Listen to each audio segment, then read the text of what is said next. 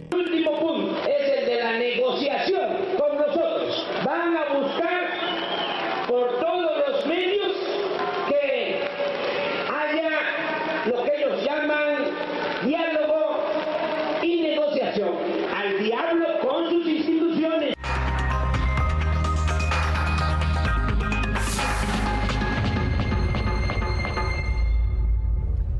Bueno, el único motivo por el cual recordamos esto es porque ya lo había dicho, ¿no? Que quede claro.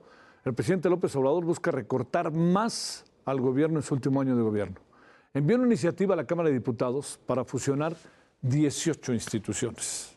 Entre otros puntos, plantea decirle adiós a la Secretaría Ejecutiva del Sistema Nacional Anticorrupción y que la Comisión Mexicana de Ayuda a Refugiados, que es tan importante tomando en cuenta que este país ya empieza a ser un país de refugiados, se convierte en una unidad administrativa integrada a la Secretaría de Gobernación, seguramente en una pequeña oficina con una ventanilla.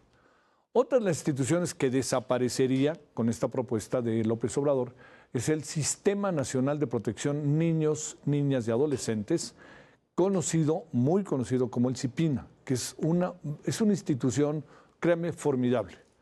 Bueno, el mecanismo incorpora, el del presidente, a más de 11 dependencias de gobierno que buscan proteger los derechos de los niños. Por esta razón, la Red por los Derechos de la Infancia en México expresó su preocupación porque pueda ser, pues, realmente desmantelado. Le hemos pedido a Tania Ramírez, con quien por cierto hace poquito habíamos platicado, pues qué piensa ella, qué piensa esta institución que ella dirige, que es la Red por los Derechos de la Infancia. Bueno, esto es a ver cómo ve de la infancia en nuestro país. Sí, ve cómo ve Tania las cosas. Tania, te saludo con mucho gusto de nuevo. ¿Cómo has estado? Gracias, buenas noches.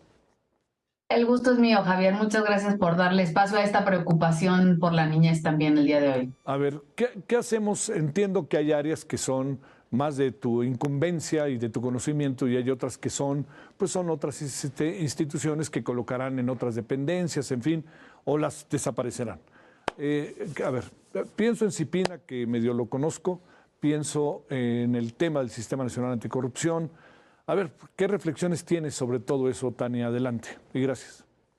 Sí, primero, claro que es el CIPINA el que nos tiene muy preocupadas a las organizaciones dedicadas a la infancia, pero la preocupación se extiende a toda esta apuesta de aparente adelgazamiento, porque hay que recordar que las personas somos múltiples cosas, es decir, nos preocupa CIPINA, pero por la niñez refugiada nos preocupa Comar, pero por la niñez con discapacidad nos preocupa CONADIS. Entonces, estamos hablando de algo que afecta en la atención en términos de una política de Estado a muchísimas personas, y me parece que quizá eso es lo que no se está comunicando adecuadamente. Entonces, por hablar del CIPINA, claro, es como un déjà vu, ya venía esta amenaza hecha desde hace tiempo, desde el Ejecutivo, pero verlo intentarse concretar en esta segunda intentona con una ondanada tan grande de otras 17 instituciones, instancias, es grave. Ahora, ¿cuál es la particularidad del CIPINA en mitad de todas estas otras agendas? El CIPINA no es tanto una institución, sino un sistema de articulación. Y ya lo decías, se incorporan ahí distintas instituciones. Lo que se está planteando es, y claro, probablemente dirán, no lo vamos a desaparecer, solamente lo vamos a mandar al DIF. Bueno, eso tiene muchos problemas. Primero, en realidad el DIF depende del sistema. Este sistema es un gran paraguas, un articulador. El DIF además está dentro de la Secretaría de Salud y la Secretaría de Salud también hace parte del CIPINA como sistema de derechos. Entonces, colocar un sistema de articulación como una dirección general, como una unidad administrativa dentro del DIF, dentro de la Secretaría de Salud, pues por supuesto que la deja inoperante, con manos atadas, con incapacidad técnica y política para hacerlo, subsumida además en una institución que, hay que decirlo, ya tiene suficiente trabajo con hacerse cargo de la determinación del interés superior de la niñez, las medidas de restitución de derechos, es decir, toda la protección especial que es de la que se hace cargo el DIF, ya tiene suficiente chamba, además de que el DIF tiene personas adultas mayores y otros grupos de población. Híjole. A ver, además, ¿cuál está siendo el balance del DIF o de los DIF en los últimos años, porque acuérdate que hay otra cosa que es muy importante. Se integra el DIF, esa es la propuesta.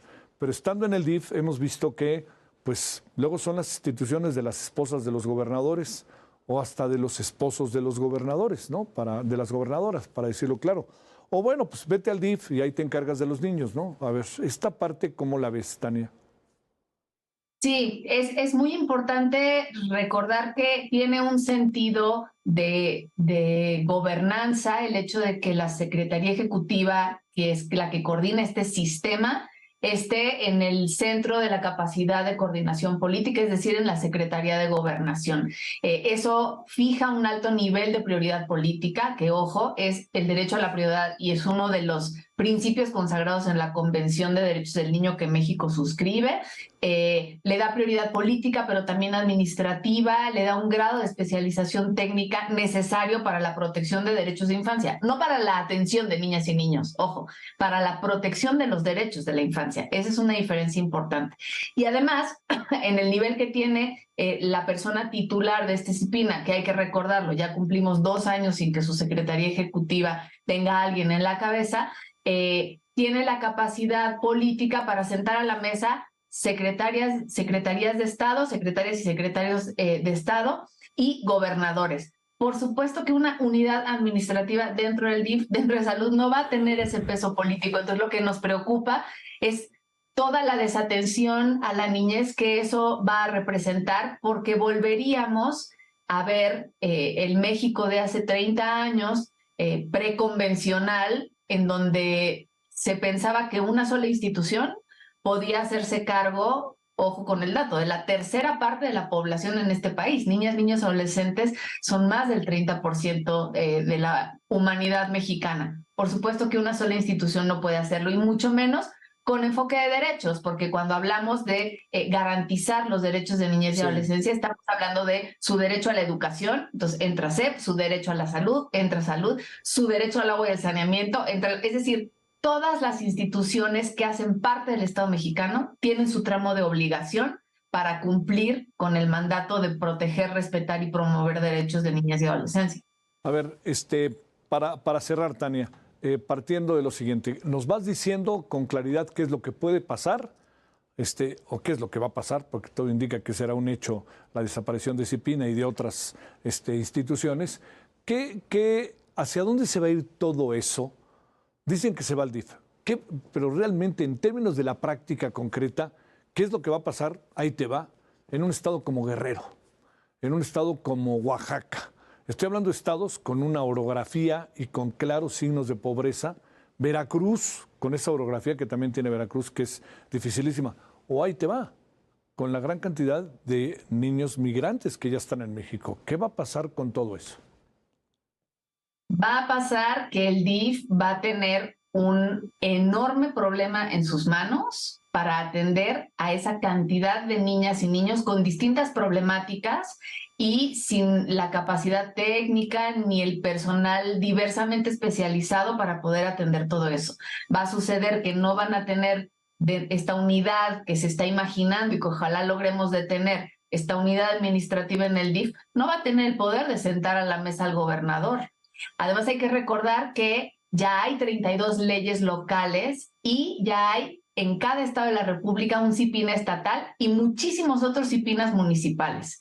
Muy probablemente esta decisión genere una tentación de cascada en donde lo ya logrado, ese sistema que se construyó, y esto hay que decirlo, por parte de exigencias de la sociedad civil, no fue un invento de gobiernos neoliberales, ese sistema que costó tanto construir y que ya ha hecho sus raíces, puede verlas cortadas. Y el tema del ahorro, lo que decías ahora, sí, Javier, el presupuesto del CIPINA no es significativo, no llega a los 70 millones de pesos al año.